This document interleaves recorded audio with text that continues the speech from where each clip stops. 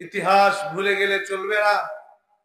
পৃথিবীর ভেতরে সবচেয়ে দুর্ভাগা, হতভাগা, কপাল পোড়া ওই জাতি, যে জাতি তার অতীত ইতিহাসকে ভুলে যায়।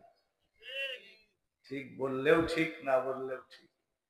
আমার আপনার বাড়ি এই মাগুরা জেলার শালিখা থানার শতপাড়াতে না হয়ে যদি ওই ভারতের অযোধ্যায় হতো, যেখানে আমার বোনের স্তন কেটে যুবকেরা ফুটবল খেলেছিল, আমার মায়ের পেট কেটে জীবন্ত সন্তানকে গলা টিপে হত্যা করেছিল, তাকিয়ে দেখুন সুদূর ফিলিস্তিনের গাজার দিকে, যেখানে ছোট্ট ছোট্ট বাচ্চারা খাবারের অভাবে, পানির অভাবে, কাপড়ের অভাবে কি পরিমাণ মানবেতর জীবন যাপন করছে।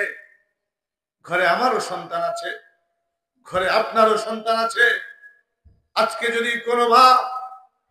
যদি কোনো বাবা তার চোখের সামনে দেখে ক্ষুধার যন্ত্রণায় বাচ্চা ছটফট ছটফট করছে, পুরা শরীরের হাড্ডিগুলি গোনা যাচ্ছে, পৃথিবীর কোন মা এটা বরদাস্ত করতে পারে না, পৃথিবীর কোন বাবা এটা বরদাস্ত করতে পারে না। আজকে সেই দৃশ্য, একটা ফোঁটা পানির জন্য একটা বাচ্চা পট মগ জগ নয়, গেলাস নয়, একটা নলের নিচে ওই মাসুম বাচ্চারা তার ওই ছোট্ট জিহ্বাটা পেতে দিয়ে ফোঁটা ফোঁটা পানি পড়ছে, আর বাচ্চাটা চুষে চুষে পান করছে। মুসলমান, ময়দানে মাহশরে